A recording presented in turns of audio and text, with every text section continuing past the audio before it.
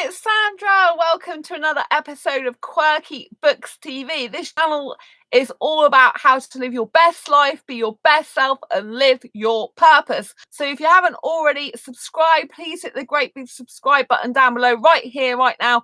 Please hit that bell icon so you get notified of every time I go live like now or post a new video. And don't forget to give this video a thumbs up as we're going along if you're enjoying the content. If you don't know who I am Sandra Bellamy, author of Quirky Books. That's my own publishing imprint, and I predominantly publish non-fiction books to help people in their own personal and professional development life journey. So welcome to tonight's episode. This is one powerful strategy technique you can use to literally help lower your anxiety, help beat anxiety, in fact. So, for example, if you are going to do public speaking, which I did at the UK Asexuality conference last year. If you didn't know who I am also known as asexualized online. I'm asexual, which means I lack sexual attraction. And I was the speaker at the UK Asexuality conference in London last year. Now, I do still have some anxiety. It hasn't all gone. And speaking in front of a lot of people can be potentially very difficult. But for me, the gain outweighs the pain. So that in itself is a powerful thing to know, that gain is if the gain's greater than pain, that you'll do something. If the pain is greater than gain, then you won't, basically. But the one powerful strategy I learned is that whatever your issue is, whatever your anxiety is, whatever your worry is, whatever your stress is, whatever your negative thought about the situation is, you turn that around, you flip it on its head. So, for example, when I was a speaker at the UK Asexuality conference last year, my fears are, oh my gosh, I'm talking in front of that many people potentially. I'm really nervous. Oh my gosh, that's a lot of people. I don't know them. How's it going to go? And that's all the negative talk. So what I then flip it on its head, and I said to myself, when I am in a room full of people, my body's relaxed and I feel good. So that is the opposite to what I actually think. So I'm thinking I'm so nervous, my body's in a state of anxiety. How am I going to get through it, even though I want to?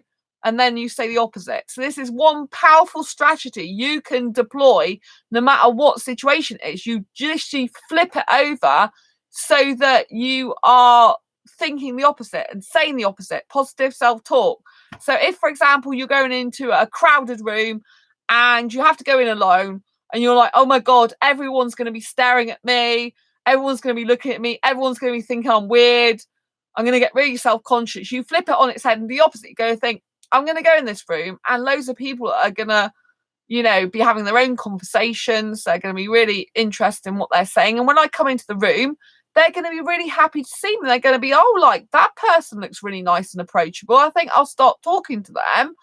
And they're gonna welcome me into the group, and they're gonna welcome me into the room, and they're gonna welcome me with open arms, and I'm gonna make some amazing friends. So literally, whatever a situation you're anxious about, flip it to the other side. So, I've given you two examples. I'm trying to give you another example. How can I give it? Okay, so you're attracted to someone, right? And they're in a supermarket, right? And you want to speak to them, but you don't know what to say to them. And you're like, oh my gosh, if I speak to them, they'll think I'm an idiot. They'll reject me. They'll hate me. I'm going to make a fool of myself. And instead, you flip it on its head and you'll be like, oh, well, I'll speak to that person. They'll be really happy I spoke to them because they'll have been attracted to me too. And they'll really want to talk to me. And they'll find me a really insightful and helpful person. And they'll be really interested in what I have to say.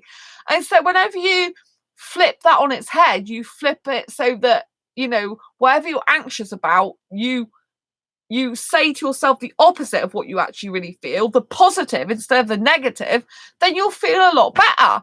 Because if you're doing a speech, for example, you're going in saying, I'm in a crowded room full of people, my body's relaxed and I feel safe in this environment, you'll want to go into it. you'll be like, my God, I'm attracted to that environment. I want to go into it because my body's going to be relaxed and I'll feel safe. And maybe if you suffer anxiety, you're not feeling quite safe at the moment and you're not feeling quite sure of yourself. And if you're saying, and your body's not, it's a bit tense, if you're saying that if you go into that environment, you'll do the opposite and it'll be really good for you, then you'll be drawn and attracted to wanting to do that thing.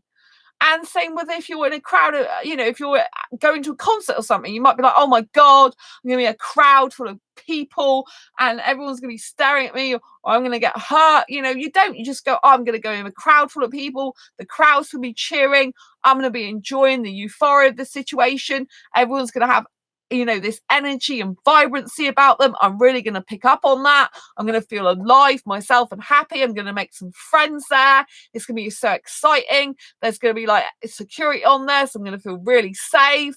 And, and I can take care of myself anyway. I know how to look after myself. I'm a really strong, positive person. And so, whatever the situation is, whatever the problem is, you flip it so it's the opposite. So instead of the negative problem, it's the actual solution that you want to feel. So instead of feeling anxious, you want to feel calm. You tell yourself, I'm going to feel calm when I'm going into that situation. Instead of feeling like uncertain, you say that I'll feel certain. Instead of saying, oh, the person's going to think I'm useless or weird, you say that the person's going to be amazed that you're there and going to love your presence and going to be like, wow, let's be friends, Instead of saying everyone's going to be staring at me, say everyone's going to be really welcoming and pleased to see a new face. Do you know what I mean? So whatever the situation is, I just want you to flip it round. This is a very, very good technique that I've learned myself. I'm not saying I always use it which I should do because I'm telling you guys about it, but it's something I need to practice more, because you get into a habit in your life of jumping to the negative. Sadly, the human brain tends to go to the negative because it wants to protect you, and it comes up with all these case scenarios of why something might go wrong and what's going to be so bad and all this lot. And then sometimes it just doesn't focus on the positive, and you want to get to the positive. If you've got anxiety, the last thing you want to be doing is thinking negatively and just making your anxiety like 10 times worse. So what you need to do is change it around so that the situation that you thought or felt was going to be negative, you're going to get the most positive, wonderful outcome you want. Whatever situation you're in, this does work. I know it worked for me at the conference last year. I was thinking, when you're in the crowd full of people, your body's relaxed. I'm not saying I was totally relaxed, I was still some nervous, but it did make me feel good. It made me feel like more comfortable being in a group because I psyched myself up to saying that being in a group I felt comfortable with.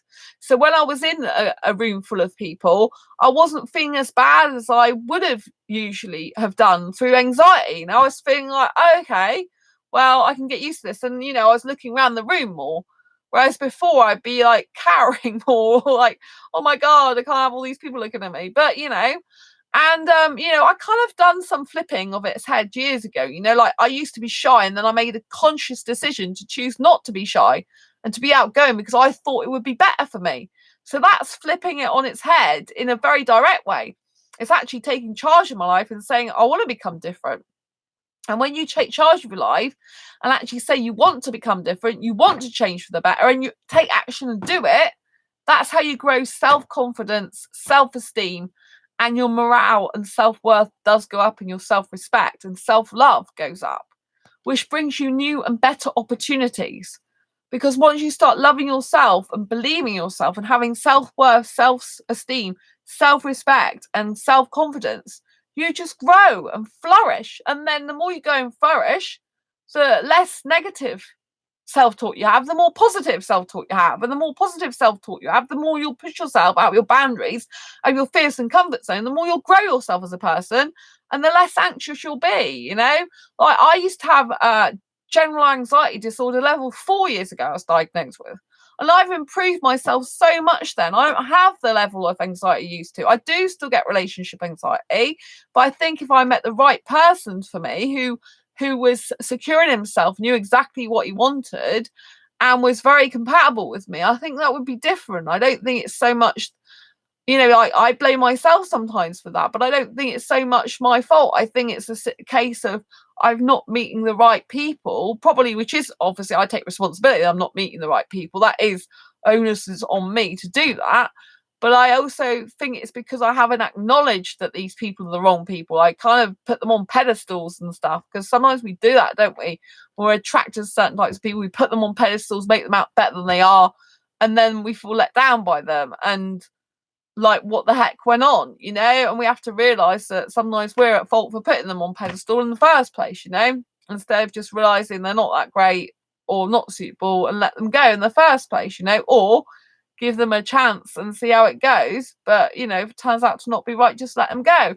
And so, you know, it's very important that if you try and do things more consciously in your life, you'll get better results. Like, I had to consciously push through my fears to reduce my anxiety. When you have anxiety, the only way that you get less anxiety is by doing something that you are anxious about.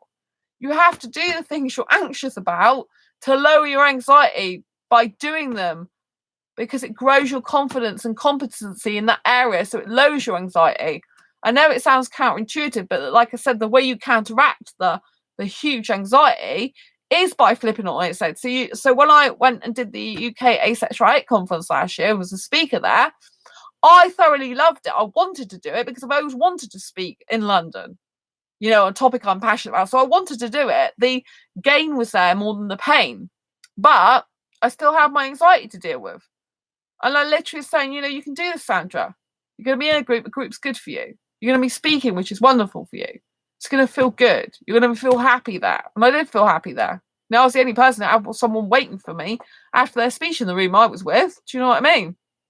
So, you know, flip something on its head. Whenever you're thinking negative, think of the positive that you want it to be in multiple situations, you know? And yeah, I hope you found this life hack useful, helpful, insightful in some way. If you did, please give it a thumbs up. I'd really appreciate it. And don't forget to subscribe if you haven't already, and hit that great big bell icon so you get notified of every time I go live like now or post a new video. And until next time, embrace your quirky and each other's, and I'll see you on the next video or live stream. Lots of love to you, and thank you so much for watching. Thank you for tuning in. Bye.